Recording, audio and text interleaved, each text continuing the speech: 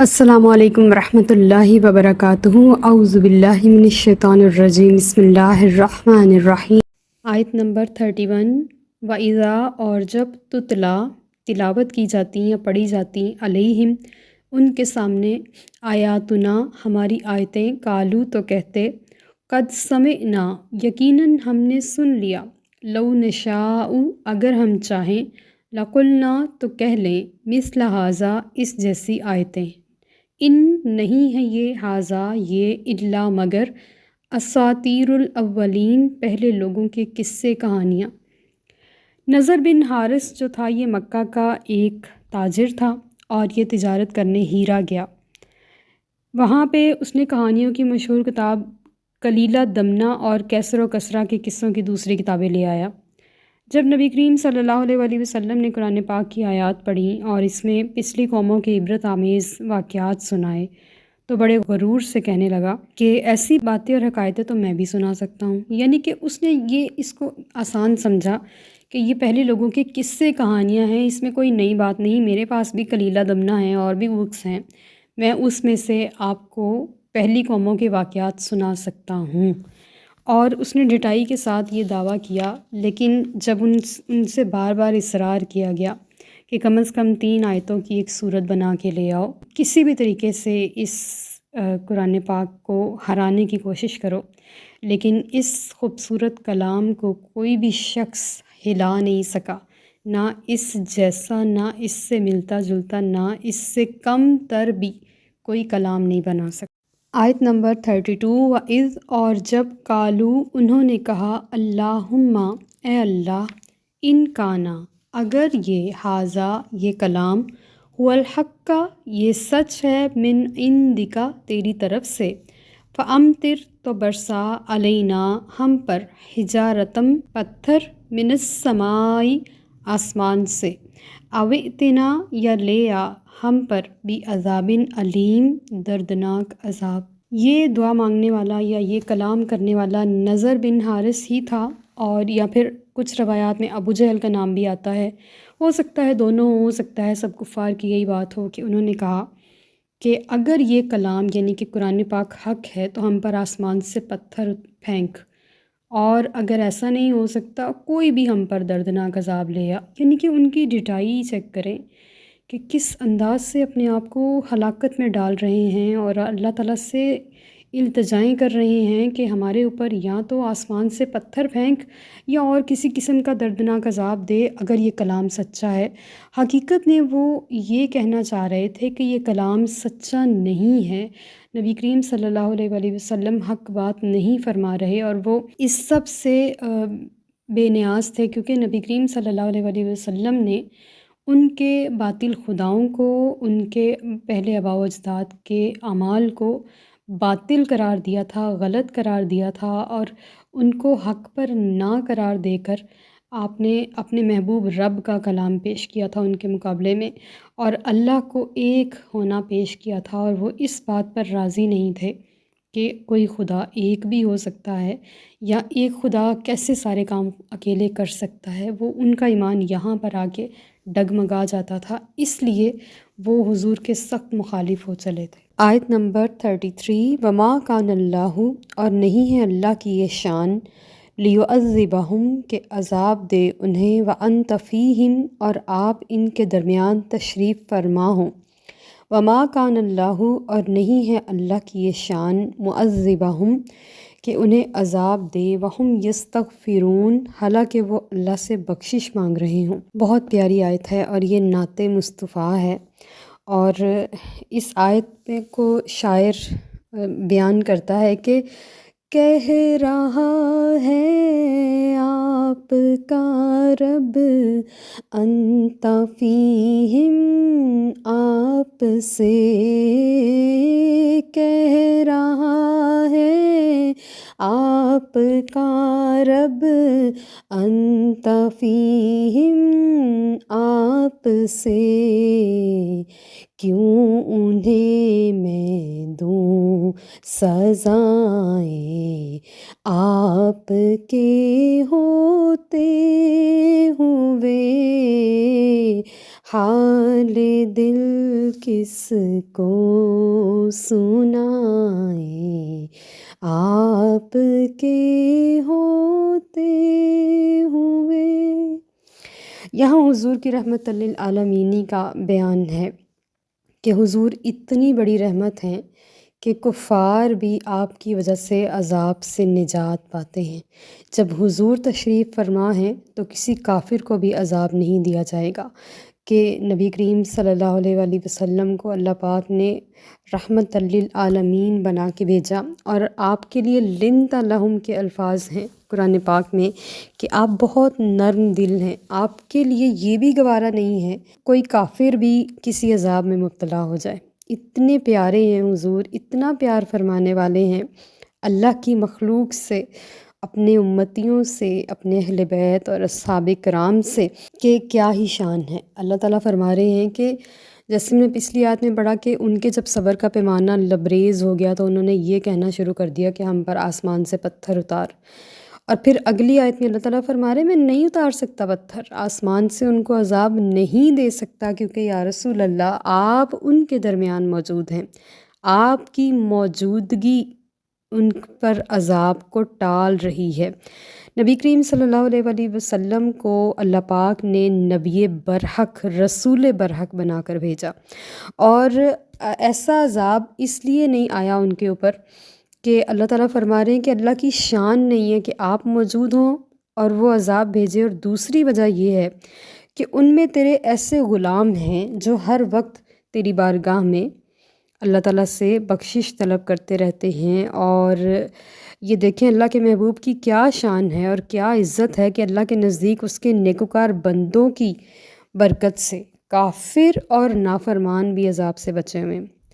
ایک وجہ یہ ہے، دوسری وجہ یہ ہے کہ وہم یستغفرون سے مراد وہ سعید اور پاک روحیں ہیں جو ان کفار کی پشتوں میں تھیں اور ابھی تک وہ دنیا میں آئی نہیں تھی اور وہ مسلمان تھی۔ ان روحوں کے آنے کی وجہ سے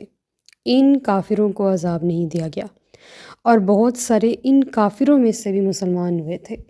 اس لیے بھی ان پر عذاب نہیں آیا۔ اور جو مغفرت طلب کرتے ہیں وہ حضور کے وہ جان نثار ہیں، وہ اصحاب کرام تھے، حضور کے گھر والے تھے،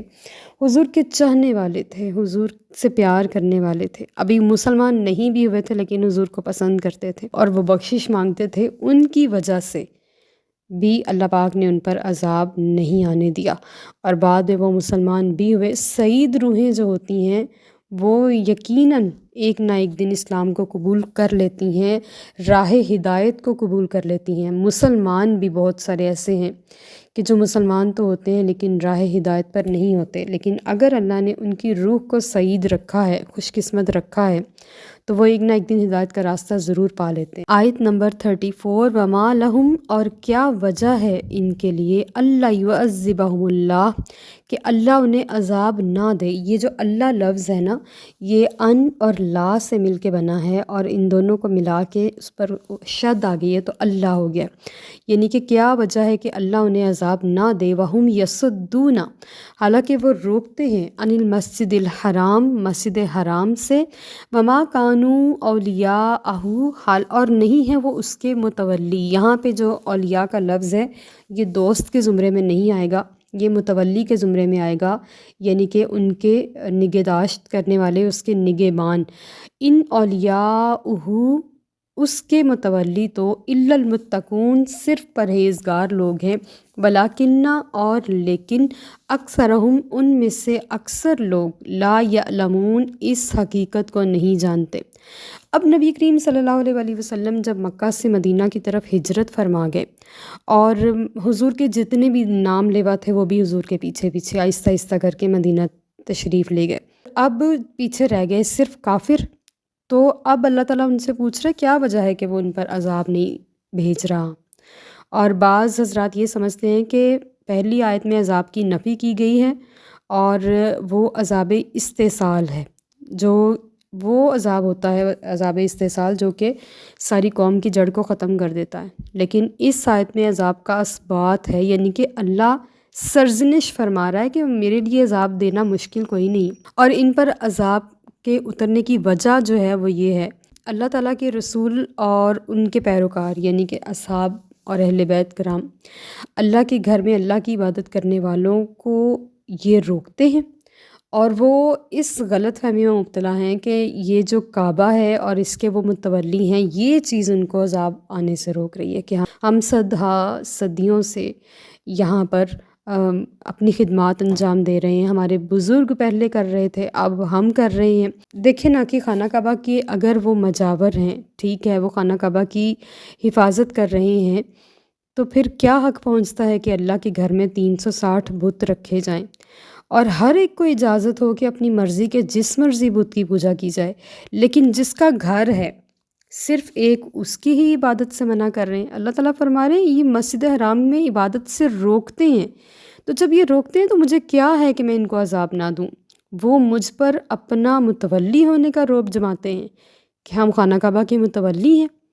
اس کے گھر کے متولی، اس کے گھر کے نگہبان، اس کے گھر کے محافظ، اس کے حاجیوں کو پانی پلانے والے، ان کے رہائش کا انتظام کرنے والے صرف متقی ہیں۔